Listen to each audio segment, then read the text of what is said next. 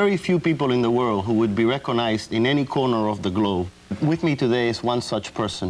He is the world's greatest soccer player that ever lived. His name is Pele, and we're delighted to have you on the show today. Thank you, Miguel. I think it's very important.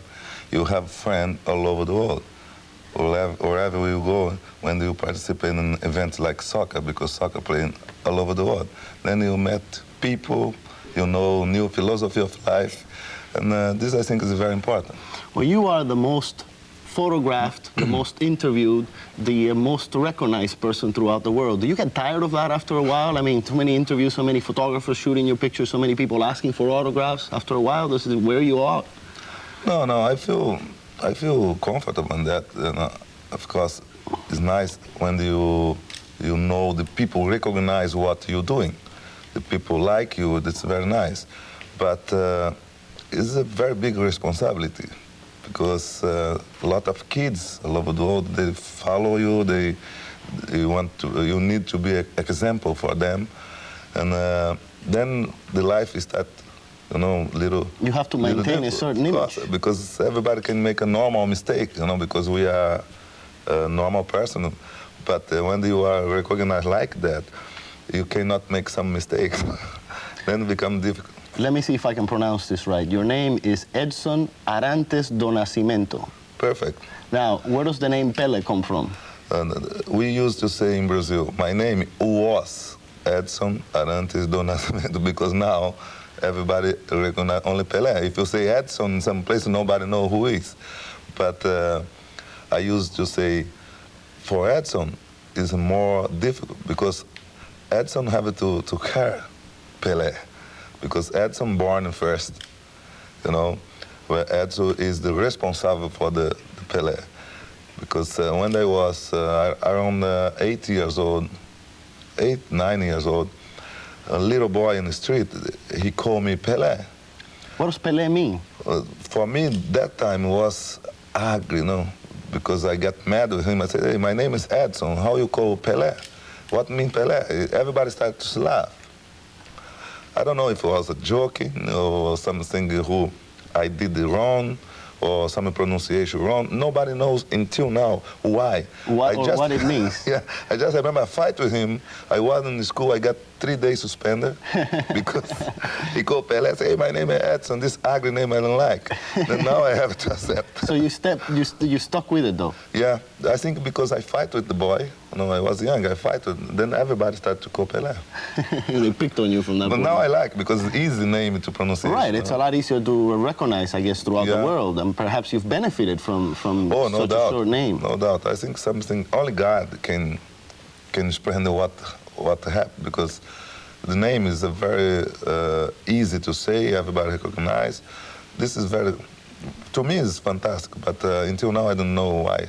And because they started to call Pele. Let me take you back a few years to your childhood. Your father was a soccer player, a professional soccer player. Did he push you? Did he train you? How influential was he in you becoming a soccer player? No, in Brazil, you know, outside from the United States, soccer is the main sport. Every kid went to play soccer, because we didn't have so many mortality. Other sports. Other sport like here, baseball, basketball, and American football. Then there, you must play soccer. It's a good job, you know. And my father used to go to the game or to the training section. I was there with them. He used to talk with me, but he never pushed me to play soccer. Mm-hmm. Never. My father said, no, you must play soccer. And my mother, But you were playing since you were a tiny little kid. Yeah, right? In Brazil, you start 7 years old, 6 in the street. But my mother, she doesn't want to see me a soccer player, because my father doesn't have too much luck. He broke his meniscus, and then he had to stop to play. Then my mother used to say when I was young, you see your father, you know, he didn't play well, he has problems. It's not a profitable career. Yeah, you must be a teacher or a doctor, something like that, and don't play soccer. And I become a soccer player. What was your most memorable moment as a soccer player during your career? I'm sure you've been asked this question a million times, but... No, it's an important question, because sometime from several people, the first World Cup was more important. But for me, the last World Cup was more important for me because I spent first World Cup, I was 16 years old, 17 years old. I didn't have any experience. We played in Sweden. I didn't have either responsibility because the other players was the big names. Then we win the World Cup. For me, you know, was casual. Mm-hmm. But 70. You were in 3 World Cups, right? Yes, I was in Sweden in my first World Cup. Brazil beat 58. Then we beat in Chile, 62. And the last one, the third World Cup, Brazil get the Julio Jiménez definitively in Mexico, 70. And of then, course, in 77, you made the Cosmos here in New York. The yes, champions. 75. 75. Then for me, in 70, the World Cup was more important because all country, whole Brazil, waited for the, you know, the championship, and I was maybe the more experienced player. Then was more responsibility. That was fantastic. Was more important for me. I think I can say this 70 was more important in my life. You are now very involved in trying to bring the 1986 World Cup to the United States. Mm-hmm. And you have been criticized in Latin America for doing that, especially in Mexico, from what I understand, because Mexico is trying to get the World Cup over there. Yeah. Why do you think it's important to bring it to the United States?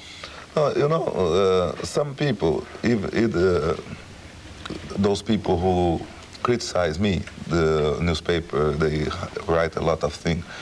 They said, oh, I should ask for a play in Mexico. But they didn't understand. I have nothing against Mexico. I love Mexico. I have a friend there. They support us tremendously in the 70s.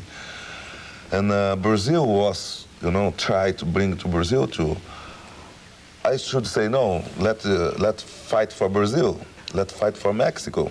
But I think for the soccer today, in that time of the life, because Brazil have a problem, economic problem, Mexico have economic problem, all over the world they have some problem. And the United States, soccer grow now, it starts to become important. And for soccer, in generally, would be better here.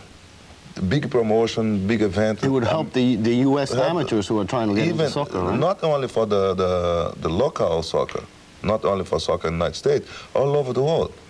Because in Mexico, in Brazil, gonna happen the same. Mexico played in 70. Doesn't change anything in soccer. Mm-hmm. I think here will be important. But people doesn't understand that. Well, I understand They think I am against Mexico. I am not against Mexico, against Brazil, nothing. I am, I think those of us who are Hispanics who live in this country, who are fans of soccer, would like to see it in this country. So we're behind you and we're supporting you.